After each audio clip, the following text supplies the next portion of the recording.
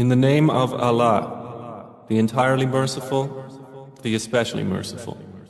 All praise is due to Allah, who has sent down upon His servant the book, and has not made therein any deviance. He has made it straight, to warn of severe punishment from Him, and to give good tidings to the believers who do righteous deeds, that they will have a good reward. مَاكِثِينَ فِيهِ أَبَدًا, in which they will remain forever, and to warn those who say, Allah has taken a son. They have no knowledge of it, nor had their fathers. Grave is the word that comes out of their mouths. They speak not except a lie. Then perhaps you would kill yourself through grief over them, O Muhammad, if they do not believe in this message and out of sorrow. Indeed, we have made that which is on the earth adornment for it, that we may test them as to which of them is best indeed. And indeed, we will make that which is upon it into a barren ground. Or have you thought that the companions of the cave and the inscription were, among our signs, a wonder? Mention when the youths retreated to the cave and said, Our Lord, grant us from yourself mercy and prepare for us from our affair right guidance. So we cast a cover of sleep over their ears within the cave for a number of years. Then we awakened them that we might show which of the two factions was most precise in calculating what extent they had remained in time. It is we who relate to you, O Muhammad, their story in truth. Indeed, they were youths who believed in their Lord, and we increased them in guidance. And we made firm their hearts when they stood up and said, Our Lord is the Lord of the heavens and the earth. Never will we invoke besides Him any deity. We would have certainly spoken then an excessive transgression. These, our people, have taken besides Him deities.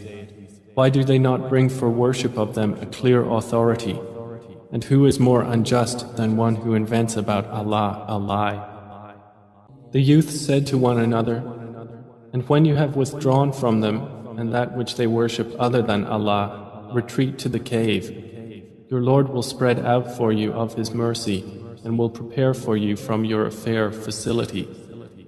And had you been present, you would see the sun when it rose, inclining away from their cave on the right, and when it set, passing away from them on the left, while they were laying within an open space thereof. That was from the signs of Allah. He whom Allah guides is the rightly guided, but he whom He leaves astray, never will you find for him a protecting guide. And you would think them awake while they were asleep, and we turned them to the right and to the left, while their dog stretched his forelegs at the entrance. If you had looked at them, you would have been turned from them in flight and been filled by them with terror. And similarly, we awakened them that they might question one another. Said a speaker from among them, How long have you remained here? They said, We have remained a day or part of a day. They said, Your Lord is most knowing of how long you remained. So send one of you with this silver coin of yours to the city, and let him look to which is the best of food, and bring you provision from it, and let him be cautious, and let no one be aware of you. Indeed, if they come to know of you, they will stone you or return you to their religion, and never would you succeed then, ever. And similarly, we caused them to be found, that they who found them would know that the promise of Allah is truth, and that of the hour there is no doubt. That was when they disputed among themselves about their affair, and then said, Construct over them a structure. Their Lord is most knowing about them. Said those who prevailed in the matter, We will surely take for ourselves over them a masjid. They will say there were 3, the 4th of them being their dog. And they will say there were 5, the 6th of them being their dog, guessing at the unseen. And they will say there were 7, and the 8th of them was their dog. Say, O Muhammad, my Lord is most knowing of their number. None knows them except a few. So do not argue about them except with an obvious argument.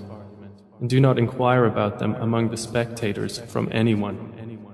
ولا تقولن لشيء فاعل ذلك غدا. And never say of anything, indeed, I will do that tomorrow, except when adding, if Allah wills. And remember your Lord when you forget it and say, perhaps my Lord will guide me to what is nearer than this to right conduct. And they remained in their cave for 300 years and exceeded by 9. أبصر به وأسمع. Say, Allah is most knowing of how long they remained. He has knowledge of the unseen aspects of the heavens and the earth. How seeing is He and how hearing. They have not besides Him any protector, and He shares not His legislation with anyone. And recite, O Muhammad, what has been revealed to you of the book of your Lord. There is no changer of His words, and never will you find in other than Him a refuge. And keep yourself patient by being with those who call upon their Lord in the morning and the evening, seeking His countenance. And let not your eyes pass beyond them, desiring adornments of the worldly life, and do not obey one whose heart we have made heedless of our remembrance, and who follows his desire, and whose affair is ever in neglect. And say, the truth is from your Lord, so whoever wills, let him believe, and whoever wills, let him disbelieve. Indeed, we have prepared for the wrongdoers a fire whose walls will surround them, and if they call for relief, they will be relieved with water like murky oil, which scalds their faces. Wretched is the drink, and evil is the resting place. Those will have gardens of perpetual residence, beneath them rivers will flow. They will be adorned therein with bracelets of gold, and will wear green garments of fine silk and brocade, reclining therein on adorned couches. Excellent is the reward, and good is the resting place. And present to them an example of 2 men. We granted to one of them 2 gardens of grapevines, and we bordered them with palm trees, and placed between them fields of crops. Each of the 2 gardens produced its fruit, and did not fall short thereof in anything, and we caused to gush forth within them a river. And he had fruit, so he said to his companion while he was conversing with him, I am greater than you in wealth and mightier in numbers of men. And he entered his garden while he was unjust to himself. He said, I do not think that this will perish ever, and I do not think the hour will occur. And even if I should be brought back to my Lord, I will surely find better than this as a return. His companion said to him while he was conversing with him, have you disbelieved in He who created you from dust and then from a sperm drop and then proportioned you as a man? But as for me, He is Allah, my Lord, and I do not associate with my Lord anyone. And why did you, when you entered your garden, not say, what Allah willed has occurred? There is no power except in Allah, although you see me less than you in wealth and children. It may be that my Lord will give me something better than your garden, and will send upon it a calamity from the sky, and it will become a smooth, dusty ground. Or its water will become sunken into the earth, so you would never be able to seek it. And his fruits were encompassed by ruin, so he began to turn his hands about in dismay over what he had spent on it, while it had collapsed on its trellises, and said, Oh, I wish I had not associated with my Lord anyone. And there was for him no company to aid him other than Allah, nor could he defend himself. There the authority is completely for Allah, the truth. He is best in reward and best in outcome.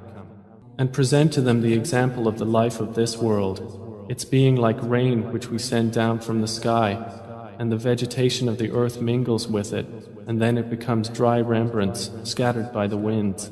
And Allah is ever, over all things, perfect in ability.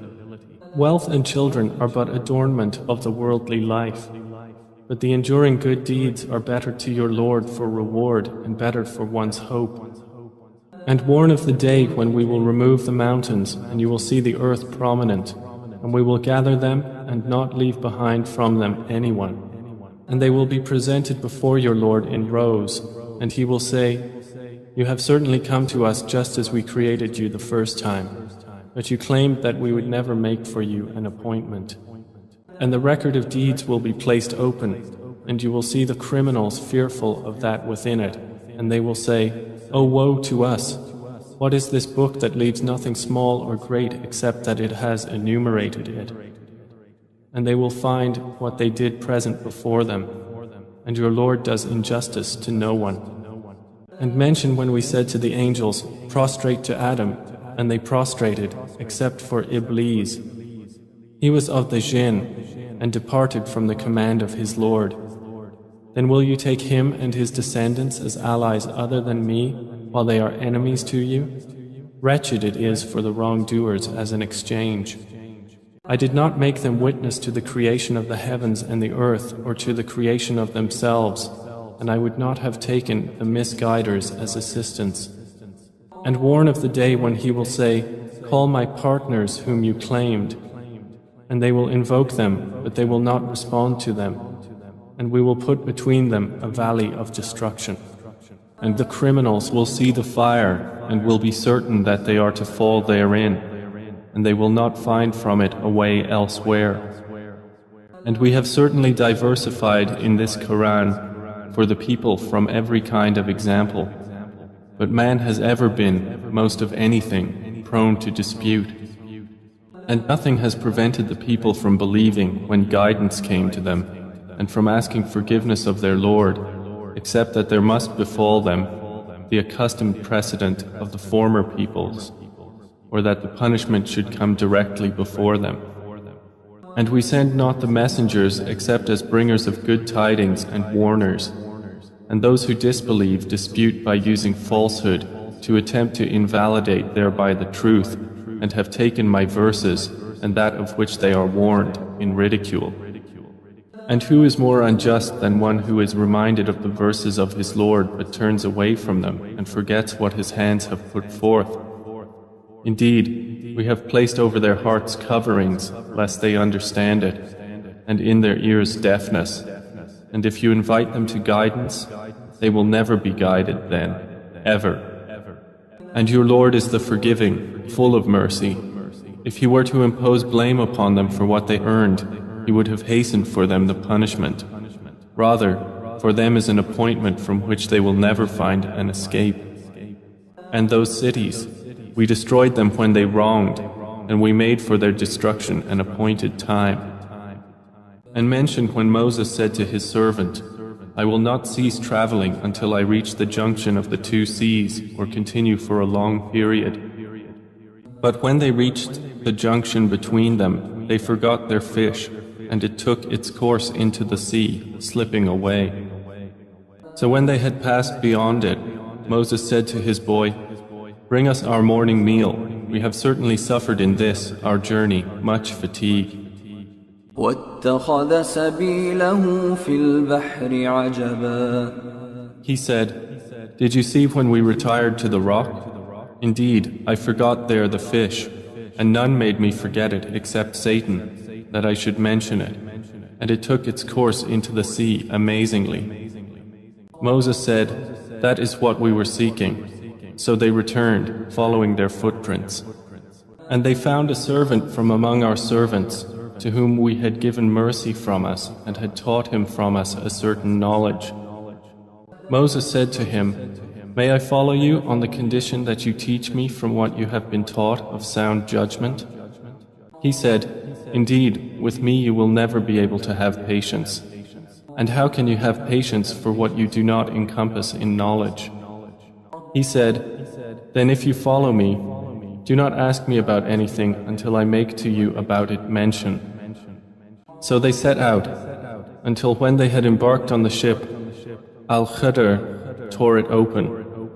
Moses said, "Have you torn it open to drown its people? You have certainly done a grave thing."